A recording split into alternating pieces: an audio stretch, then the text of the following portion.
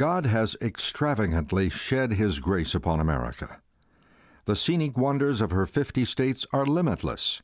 Massive mountain ranges like protruding vertebrae of giant dinosaurs divide the continent, twisting in and out of fertile valleys with their spectacular waterfalls and gushing mountain streams. Towering Rockies of the West snuggle tightly in blankets of snow, only to burst into exquisite beauty at the climax of winter's chill. But what could equal the ever-changing hues of the shifting sands and flowering cacti of the southwestern deserts, with their ghostly, silhouetted rock formations standing guard over the desert floor, or the splendor of Mount Hood's magnificent sunsets? Unless, of course, it would be the grandeur of Arizona's Grand Canyon. Its vastness is breathtaking. In fact, it has been called the most spectacular sight on Earth. Is it any wonder that this great land has captured the imagination of people around the world? Truly, they say, it is a land flowing with milk and honey. But surprising as it may be, it wasn't the beauty of the New World that beckoned the Pilgrim Fathers to her shores, nor was it an obsession for wealth or fame. They were a profoundly committed people, with a consuming desire to know God's will and then have the freedom to do it. This was the freedom that for centuries had been ruthlessly denied many people of the Old World, the oppression that kindled the fires of the Reformation. Of course, the Pilgrims were acutely aware of what had gone before: the Spanish Inquisition, the massacre of the Huguenots, the slaughter of the Waldenses, the burnings at the stake, the hangings, the whippings, and the imprisonments. All this was history not yet even grown cold. In virtually all the countries of Europe, whether under Catholic or Protestant rulers, freedom of religious belief and practice was unknown except to those who belonged to the established church.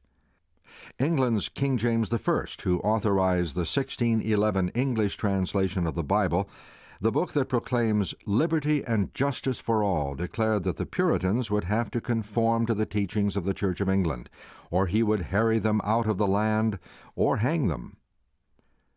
So the sparks of persecution spread, fanned on by the Protestant Reformation. It was a difficult time for those who chose to worship God as their conscience directed. Hunted, persecuted, and imprisoned, they could discern in the future no promise of better days, and many yielded to the conviction that for such as would serve God according to the dictates of their conscience, England was ceasing forever to be a habitable place. History of New England, Chapter 3, paragraph 43. And when God's hand seemed pointing them across the sea to a land where they might found for themselves a state and leave to their children the precious heritage of religious liberty, they went forward without shrinking in the path of providence. The Great Controversy, page 291. It was a rough and trying voyage, those 64 days crossing the Atlantic. The tired and ailing Mayflower Pilgrims, numbering 102, set foot on the shores of the New World November 9, 1620. Sinking to their knees, they thanked God for a safe journey and for a new home. Soon the good news spread throughout the Old World of a land where everyone might enjoy the fruit of their own labor and obey the convictions of their own conscience. Thousands flocked to the shores of the New World. By 1775, the struggle of the colonies for independence raged, and on the evening of July 4, 1776, the Declaration of Independence was ratified after a moving appeal by Patrick Henry. The revered document penned by Thomas Jefferson declared, "We hold these truths to be self-evident, that all men are created equal, that they are endowed by their Creator with certain inalienable rights, that among these are life, liberty, and the pursuit of happiness." Oxford History of the American People, page 223. 13 years after the Declaration of Independence, the Constitution was ratified. The first 10 amendments to the Constitution are known as the Bill of Rights.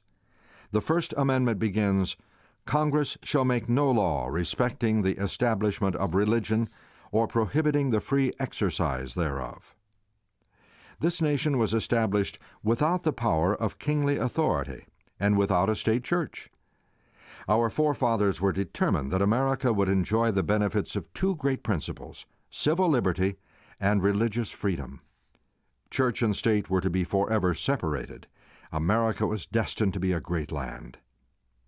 The struggling, isolated colonies grew into a confederation of powerful states, and the world was amazed at the peace in their prosperity, without a church with a pope, and a state without a king. Well, you say, we have studied the prophecies concerning empires past, and how history testifies to the accuracy of their fulfillment, but what about the United States? Doesn't God have anything to say about this great land in Bible prophecy? Indeed, He does. In fact, it would be surprising to discover that a land destined to become such a vibrant and dynamic nation, one with such significant developments in religious affairs, had been left out of Bible prophecy. And of course it wasn't. 14 centuries before Columbus discovered the New World, a Bible prophet named John foretold America's unique rise to power, the time she would come to power, its type of government, and its influence in world affairs. Now that is surprising, you say. Perhaps, but God has spoken to His prophets through the ages concerning the great nations of the world and the relationships they held in regard to the destiny of His people.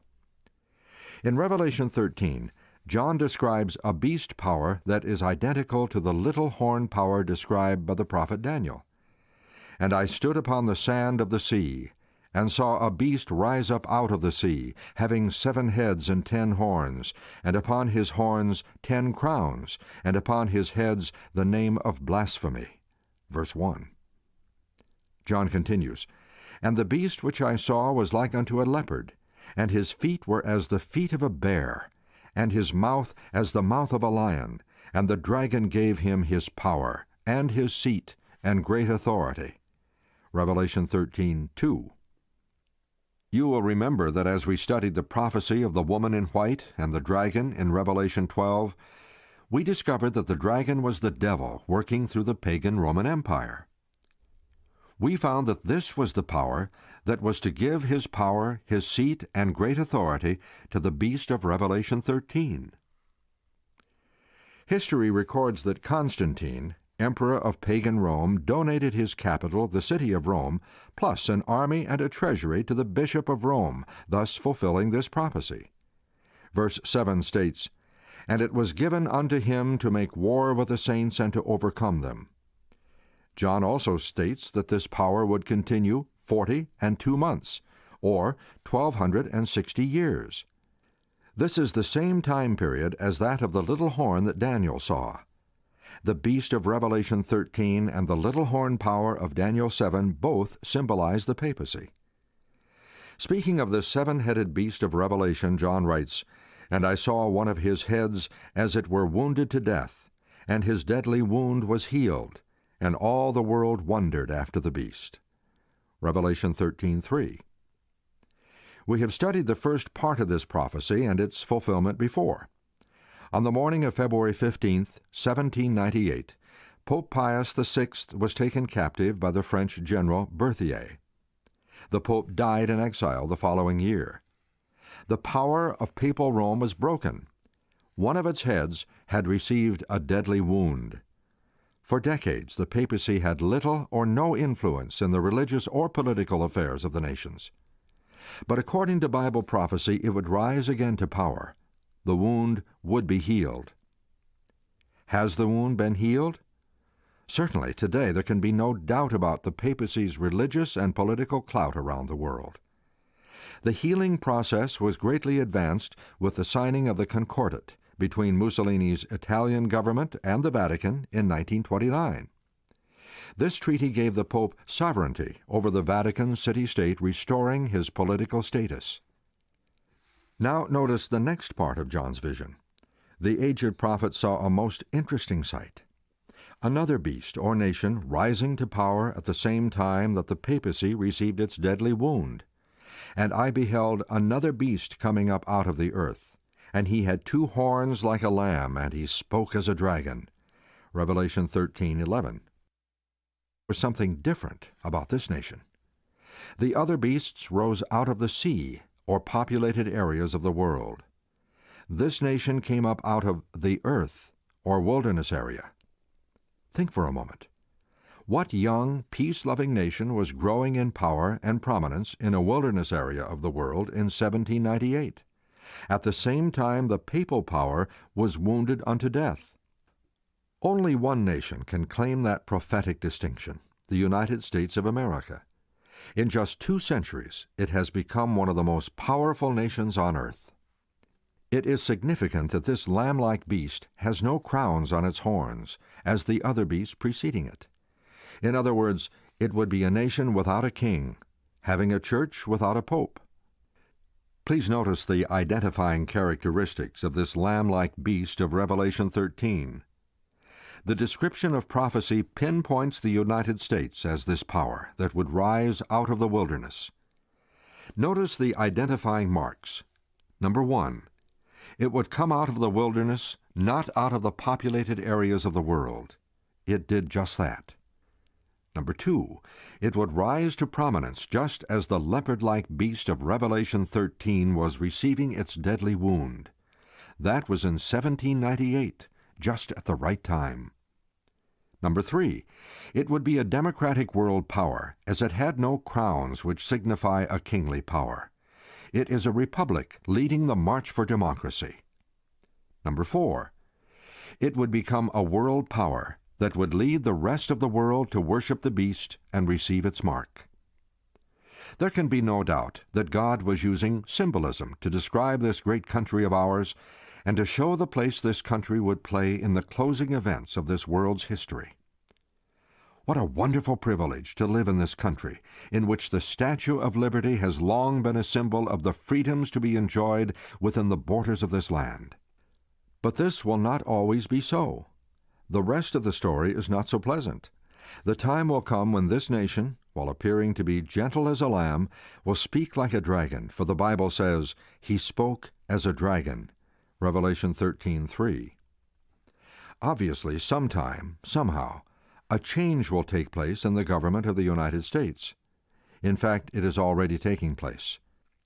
Usually, nations speak through their legislative enactments or laws.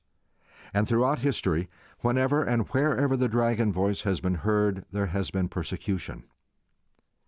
The prophecy continues with a most startling announcement. Speaking of America, the Bible says, "And he exercises all the power of the first beast before him, and causes the earth and them that dwell therein to worship the first beast, whose deadly wound was healed." Revelation 13:12. Unbelievable as it may seem, the persecuting character of the first beast or papal Rome is to be duplicated by the lamb-like beast turned dragon, or the United States. The prophecy states that this lamb-like beast will cause them that dwell on the earth to worship the first beast or papal Rome. But you say, that could never happen in America, the land of the free and the home of the brave. We have the Declaration of Independence, the Constitution, and our Bill of Rights to protect us from infringement against our liberties. We have a guarantee of separation of church and state. Any infringement of our liberties would be directly contrary to the principles of our government. So it would. This could only happen if the principles of civil and religious liberty written into our Constitution were abandoned or simply ignored. But it is happening. Incredible, you say. So it seems, but the Bible clearly declares it will be so. Continuing the prophecy concerning the United States, we read, "And he doeth great wonders, so that he makes fire come down from heaven on the earth in the sight of men, and deceives them that dwell on the earth by the means of those miracles which he had power to do in the sight of the beast, saying to them that dwell on the earth, that they should make an image to the beast, which had the wound by a sword, and did live." Revelation 13:13-15. Wait a minute, you say. What is this image to the beast spoken of in that text? That's a good question. To make an image or likeness of something, we have to copy it. In other words, for our government to copy the aims and policies of papal Rome, it would have to tear down the wall of separation between church and state. Religious power would have to so control our government that she would make and enforce religious laws. For the Bible says, "He causes the earth and them which dwell therein to worship the first beast, whose deadly wound was healed." Revelation 13:12. This prophecy clearly indicates that the authority of this nation will be used in enforcing some religious observance, which shall be an act of homage to the papacy. Well, you ask, how would that ever be possible for the whole world to worship or pay homage to the papacy? Let's let the Bible and papal pronouncements answer that question. God gives a fearful warning in Revelation 14:9 and 10. "If any man worship the beast and his image, and receive his mark on his forehead or in his hand, the same shall drink of the wine of the wrath of God, which is poured out without mixture into the cup of his indignation." God also gave a message of hope to those who are faithful to him. Here is the patience of the saints. Here are they that keep the commandments of God and the faith of Jesus. Revelation 14:12.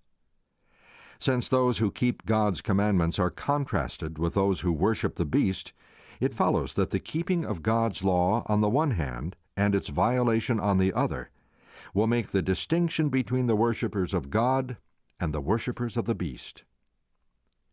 Speaking about the same power, the beast power, Paul states, "Who opposes and exalts himself above all that is called God, or that is worshipped, so that he as God sits in the temple of God, showing himself that he is God." Certainly, by changing the law of God, the papacy would be exalting itself above God. Has it attempted to do this? It freely admits it. The Catholic Encyclopedia, verse 4, page 153, has this to say: "The Church, after changing the day of rest from the Jewish Sabbath or seventh day of the week to the first, made the third commandment refer to Sunday as the day to be kept holy as the Lord's day." This claim isn't something new. The Catholic record over 70 years ago carried this interesting statement: "Sunday is our mark of authority. The Church is above the Bible, and this transference of Sabbath observance is proof of that fact." Catholic Record, September 1st, 1923. Here we find that the papacy claims that its mark of authority in religious matters is its ability to change the law of God, instituting Sunday as a day of worship, in direct violation of God's command to keep the seventh day as a holy day. Just as keeping of Sabbath is a sign of our worship and allegiance to God, observance of Sunday is a sign of giving homage or worship to the papacy. Notice their claim. The observance of Sunday by the Protestants is an homage they pay in spite of themselves to the authority of the Catholic Church. Plain Talk About the Protestantism of Today, page 213.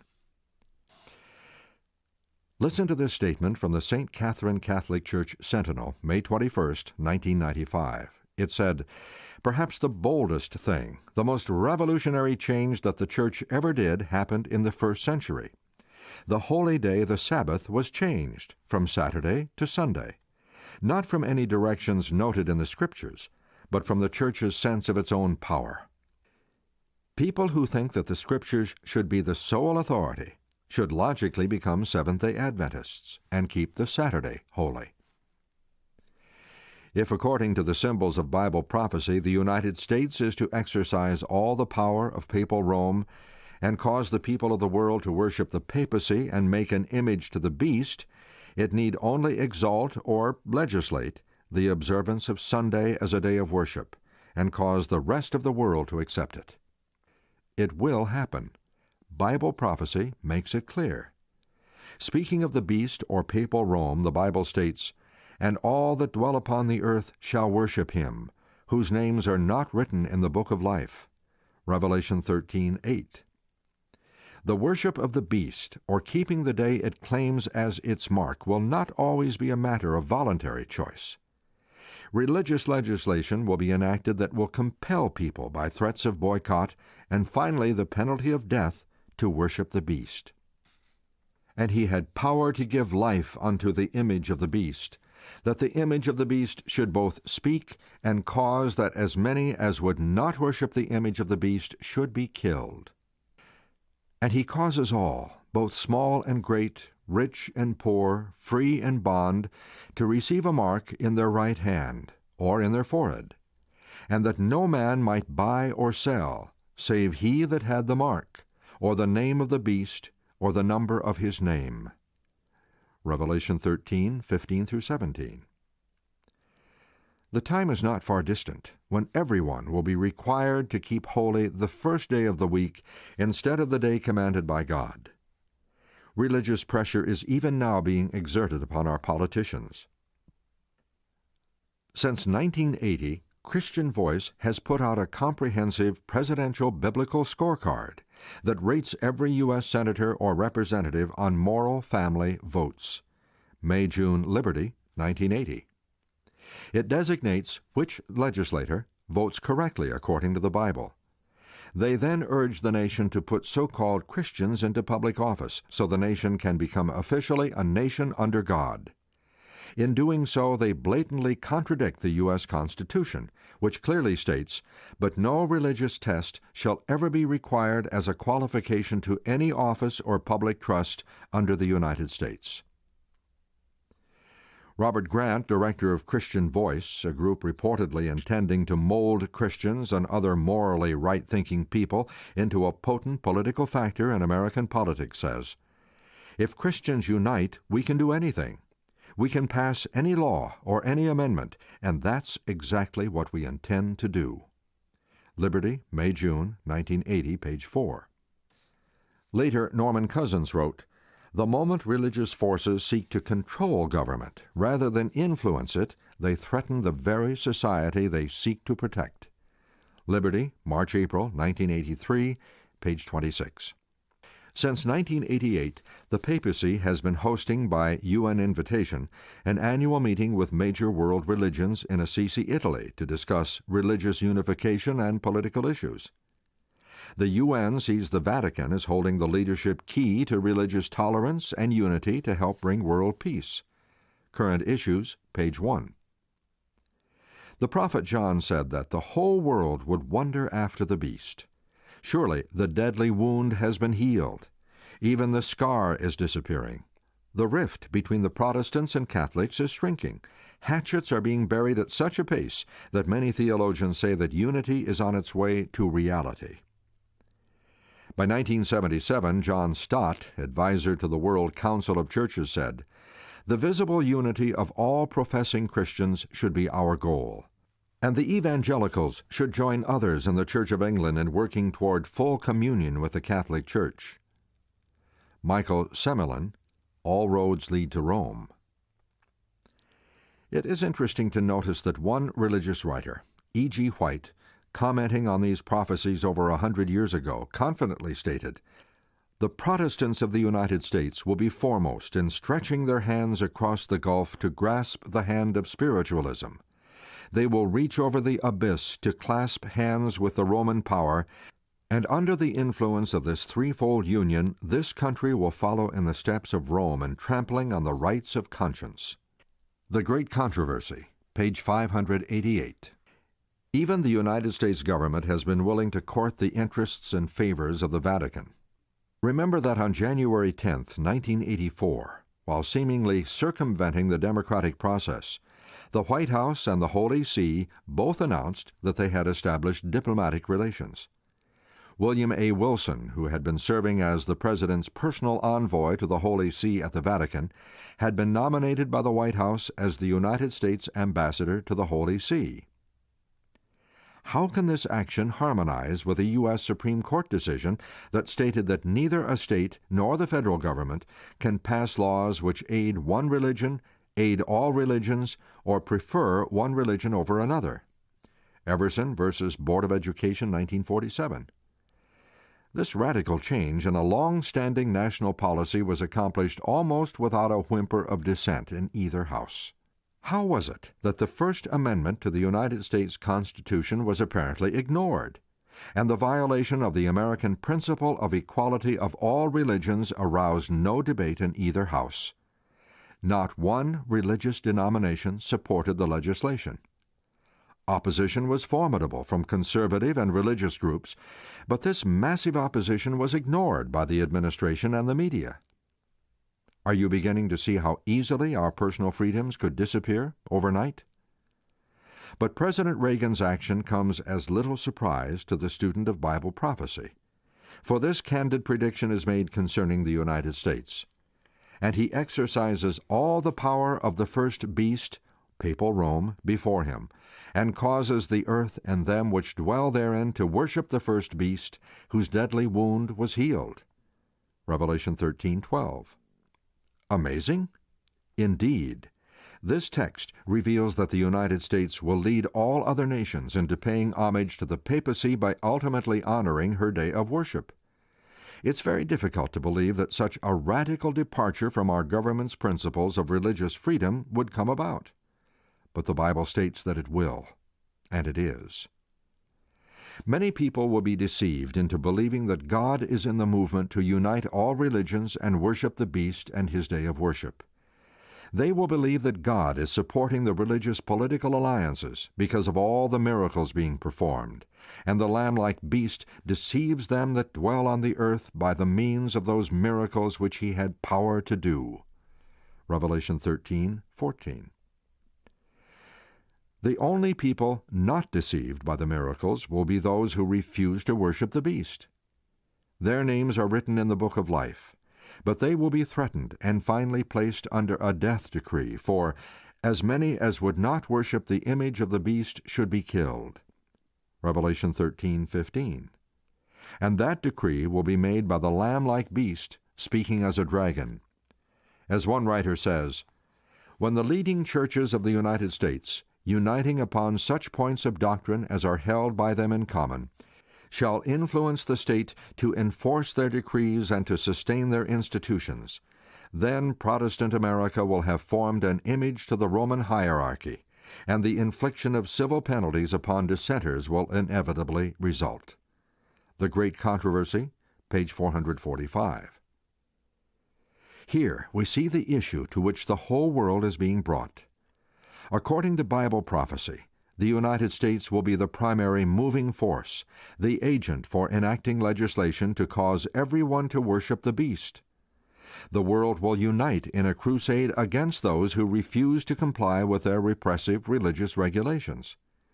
Civil penalties will be enforced, and finally those refusing to worship the beast will be declared deserving of death.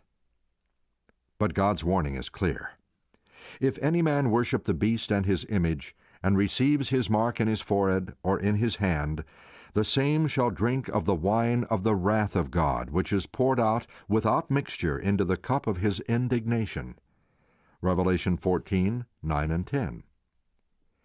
Uniting with this message of God's final warning to the inhabitants of the earth is heard in God's loving call.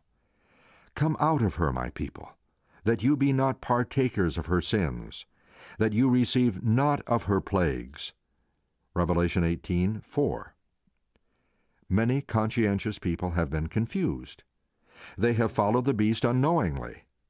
As they hear God's call to come out of Babylon, the false systems of worship, they step out and join the ranks of those who refuse to worship the beast or to receive the plagues. John saw in vision the triumphal celebration given in heaven for those who had been victorious over the beast and his image. And I saw as it were a sea of glass mingled with fire, and them that had gotten the victory over the beast and over his image and over his mark and over the number of his name stand on the sea of glass, having the harps of God. And they sing the song of Moses and the song of the Lamb, saying, Great and marvelous are your works, Lord God Almighty. Just and true are your ways, thou King of saints. Revelation 15:2 and 3. Friend, don't you want to be a part of that great celebration in heaven? Jesus says, Behold, I come quickly. Are you ready for the glory of the coming of our Lord? He's coming soon. Let's meet on that day. There was a man by the name of Milton Schustic who lived in Central Europe in a country where freedom is not always easy to attain. This is his story. During the years of Soviet domination, when there was great religious oppression, he experienced the following trial. When the communists took over his country, he wanted to be free to worship on the Sabbath. He wanted to be free to read his Bible. He wanted to continue his work as a minister. But the communists had other ideas. They were determined to turn all ministers into laborers. Milton knew that they wanted to send him as far away from his congregation as possible, far away to the coal mines. But he got an idea. He figured out a way that he might be able to stay close to his pastoral work in the city of Prague. There was one job in the city that nobody wanted. Nobody wanted to climb into those narrow, filthy culverts and clean them hundreds of feet under the city. Milton decided to go see the communist officials about that job. But first, he got down on his knees and prayed. "Jesus," he said, "I want to worship you every Sabbath. Please help me to keep your law and to be honest and faithful to you." Milton was ushered in to see the local official. Milton said to her, "I understand you want to ship me to the mines to work. Let me tell you something. My grandfather worked in the mines, and my father worked in the mines, and I'm willing to work in whatever mine you send me. But I have a suggestion. You need someone to do the worst job you have. I know about it. It's climbing down into those sewers, and I am willing to do it. Why don't you assign me to clean the sewer pipes of Prague? I'll be happy to do it, because they would give me the privilege of worshiping my God here." Something touched that communist official's heart. She looked at him and said, "Pastor, I'm not a godly woman. I'm just trying to fulfill work assignments, but I'll let you worship your God. Go clean the sewer pipes." You should have seen the look on Milton's face as he was telling the story. He admitted that it was a very tough job, very dark, very stressful, but every day was worth it. He said, "I could worship my God in loyalty, in truth." Yes, God has His faithful people in every age. They are shining lights in a dark place. And I'd like you to take your stand among those faithful people. Don't worry about the obstacles you may face. Don't worry about the challenges your commitment may bring.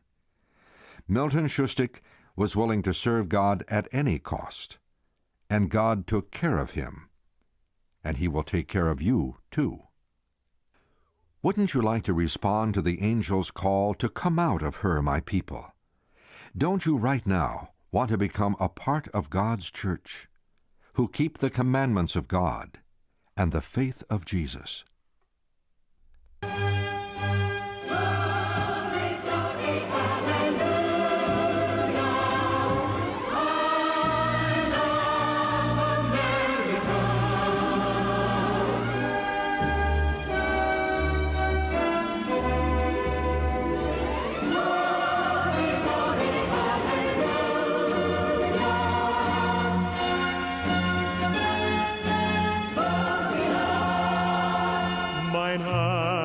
Have seen the glory of the coming of the Lord. He is trampling out the vintage where the grapes of wrath are stored. He hath loosed the faithful lightning of His terrible swift sword. His truth is marching on. Glory, glory, hallelujah. Glory, glory, hallelujah. Glory, glory, hallelujah. His truth is marching on.